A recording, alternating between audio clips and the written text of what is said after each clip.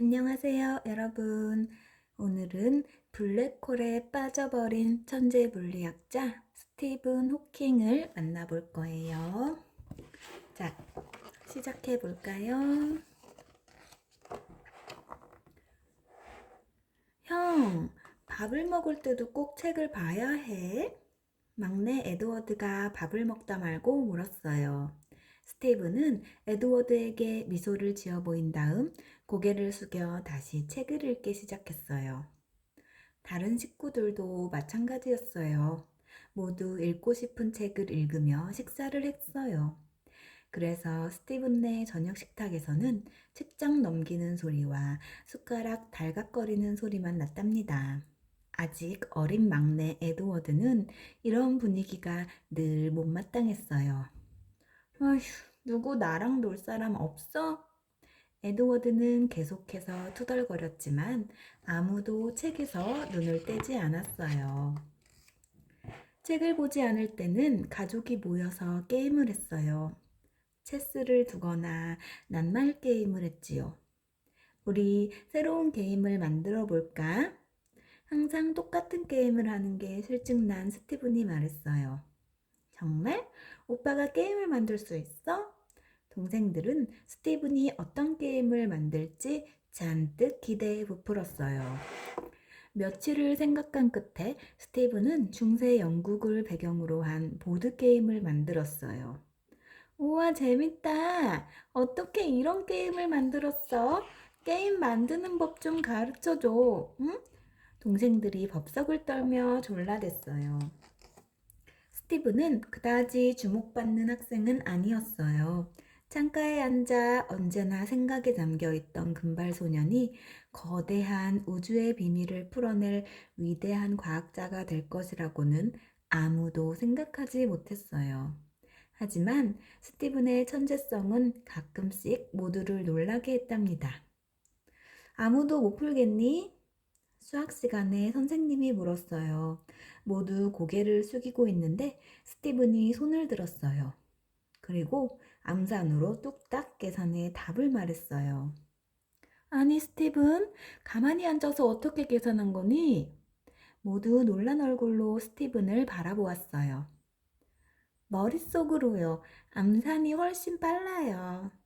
스티븐이 씩 웃으며 대답했어요. 스티븐의 대답에 선생님도 깜짝 놀랐어요. 스티븐이 고등학교에 다닐 때였어요. 얘들아, 컴퓨터라고 들어봤니? 컴퓨터? 들어는 봤지만 실제로 본 적은 없어. 당시에는 컴퓨터가 매우 귀한 물건이었어요. 사용할 줄 아는 사람은 물론 구경해 본 사람도 거의 없었지요. 그럼 우리가 만들어 볼래? 스티븐의 말에 친구들은 망설이다가 한참 만에 고개를 끄덕였어요. 먼저 컴퓨터가 어떻게 움직이는지 원리를 찾아낸 다음 스티븐과 친구들은 꼬박 한 달 동안 컴퓨터 만드는 일에 몰두했어요. 그리고 한 달 뒤 드디어 작은 컴퓨터를 한 대 만들었어요. 고등학생들이 컴퓨터를 만들었다는 소식은 지방 신문에까지 실렸답니다. 스티븐은 17살에 옥스퍼드 대학 물리학과에 입학했어요. 친구들은 아직 고등학교에 다니고 있을 때였죠. 스티븐은 대학에서 자기가 좋아하는 수학과 물리학만 열심히 공부했어요. 그래서 다른 과목 교수들한테 미움을 사기도 했답니다. 어느 날 통계학과 교수가 스티븐을 불렀어요. 자네는 공부를 통 안 하는 것 같아. 자, 다음 시간까지 이 책에 나온 문제를 모두 풀어오게. 숙제 안 해오면 크게 후회하게 될 거야. 스티븐은 두꺼운 통계학 책을 받고 미소를 지으며 집으로 돌아왔어요. 스티븐, 숙제는 다 해왔겠지? 며칠 뒤 통계학 교수가 물었어요. 네, 하지만 선생님이 내주신 숙제는 아닙니다. 숙제를 하려고 보니 책에 틀린 부분이 너무 많아서요. 그래서 틀린 곳을 모두 찾아내 고쳤습니다. 아니, 이럴 수가. 책을 펼쳐본 교수는 깜짝 놀라 스티븐을 바라보았어요. 그리고 스티븐의 천재성에 입을 다물지 못했지요. 스티브는 대학교 2학년 때 학교에서 주는 물리학상을 받았어요. 그리고 대학을 졸업하자마자 캠브리지 대학원에 진학했어요. 하지만 스티븐이 공부만 한 것은 아니었어요. 몸무게가 얼마나 되는데? 스티븐이 조정선수가 되겠다고 하자 덩치 큰 선수들이 비웃으며 물었어요. 50kg이 조금 넘습니다. 그 몸으로 노를 들어 올릴 수나 있겠어? 아니요, 저는 키잡이가 되고 싶습니다. 키잡이는 노를 젓지 않고 배 앞머리에서 방향을 지시하는 사람이에요. 머리가 좋고 몸이 가벼운 스티븐에게 딱 맞는 일이지요. 그래서 스티븐은 조정 선수로도 활동하게 되었어요. 그러던 어느 날 스티븐은 신발끈을 매려다 푹 주저앉고 말았어요. 이상하다. 왜 손이 잘 안 움직여지지? 차츰 말하는 것도 불편해지기 시작했어요.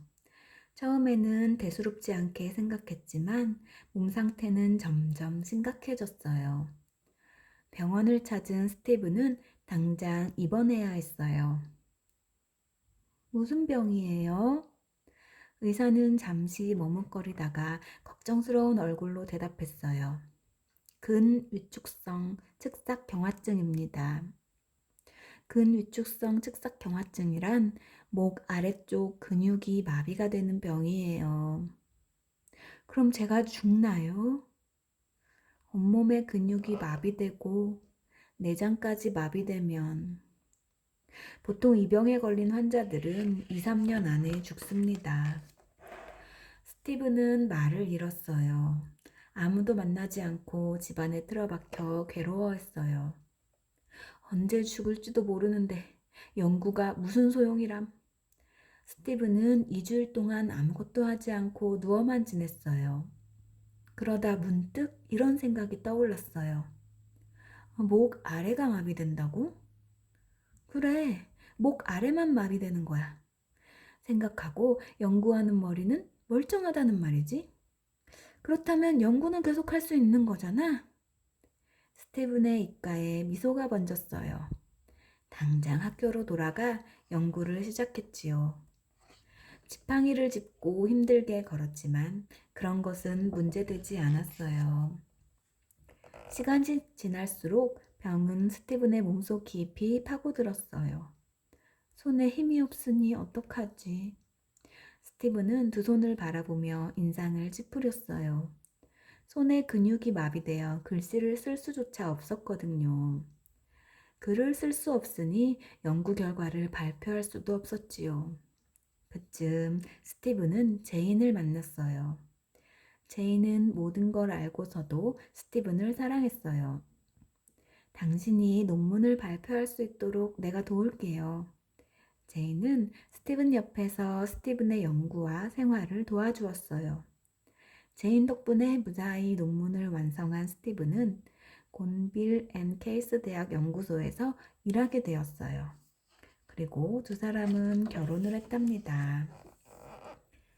그해 여름 스티븐은 미국의 코넬 대학에서 연구할 기회를 얻었어요. 스티븐은 그곳에서 자신의 연구를 한층 깊게 해줄 친구를 만났어요. 수학자 로저 펜로스였는데 우주에 관심이 아주 많았어요. 두 사람은 함께 우주의 기원에 대한 연구를 시작하여 얼마 뒤 당시의 학설을 뒤엎는 새로운 학설을 발표했어요. 당시에는 정상 우주론이라는 학설이 옳다고 믿었어요. 하지만 스티븐은 정상 우주론의 잘못된 점을 밝히고 우주는 대폭발로 만들어졌다는 대폭발 이론을 증명했어요. 이 연구 결과로 스티븐은 학계에서 큰 주목을 받았어요. 스티븐은 블랙홀에 대한 연구를 계속하여 우주 연구 분야의 최고 과학자로 인정받게 되었답니다. 스티븐이 일하는 곰빌 앤 케이스 대학 연구소에서는 월급을 받으려면 강의를 해야 했어요. 하지만 스티븐은 학생들을 가르칠 수 없었어요. 힘없는 목소리로 말도 더듬더듬 겨우 했거든요. 결국 스티븐은 월급을 주는 다른 연구소를 찾았지요. 이 사실을 알게 된 곰빌 앤 케이스 대학은 발칵 뒤집혔어요. 스티븐처럼 훌륭한 과학자를 다른 데로 보낼 수는 없어요. 우리가 스티븐에게 월급을 줍시다. 스티븐은 이 대학에서 월급을 받는 최초의 연구원이 되었어요. 32살의 젊은 나이로 왕립협회 회원도 되었고요. 또한 1980년에는 루카시언 석좌 교수가 되었어요. 루카시언 석좌 교수는 영국 과학자가 누릴 수 있는 최고의 영예지요. 그러나 1985년 스티븐의 건강에 다시 큰 문제가 생겼어요. 폐렴에 걸려 정신을 잃은 거예요. 기관 절개 수술을 해야 합니다. 수술을 안 하면 목숨이 위험해요. 그런데 기관을 절개하면 다시는 말을 할 수 없습니다. 의사들은 스티븐의 목숨도 지켜주고 싶었어요. 하지만 긴 수술 끝에 스티븐은 목소리를 완전히 잃고 숨도 가슴에 꽂은 관을 통해 겨우 쉴 수 있었어요. 그러나 스티븐은 포기하지 않았어요. 강연을 하려면 어른 남자 둘이 휠체어를 옮기고 간호사가 따라다니며 스티븐의 건강을 보살펴야 했어요. 연구를 할 때도 조수가 따라다녀야 했고요. 하지만 스티븐은 자신이 불행하다고 생각하지 않았어요. 어떤 기자가 스티븐에게 물었어요. 당신이 아프지 않았다면 더 훌륭한 과학자가 됐을 거라 생각합니까? 아니요. 만일 내가 아프지 않았다면 제자들의 논문에 점수를 매기고 지루한 강연을 하는 평범한 교수가 되었을 거예요. 병이 나를 훌륭한 과학자로 만들었소. 병은 나에게 약간의 불편을 주었지만 나는 병에 걸리기 전보다 지금이 더 행복합니다. 스티븐은 여유 있게 미소를 지으며 이렇게 대답했어요. 병은 지금도 스티븐의 몸 구석구석을 파고들고 있어요. 하지만 스티븐 호킹은 병에 당당히 맞서 싸우면서 오늘도 우주를 향한 탐구를 계속하고 있답니다. 네, 여러분, 스티븐 호킹 얘기 재미있었나요? 그럼 다음 시간에 만나요. 안녕.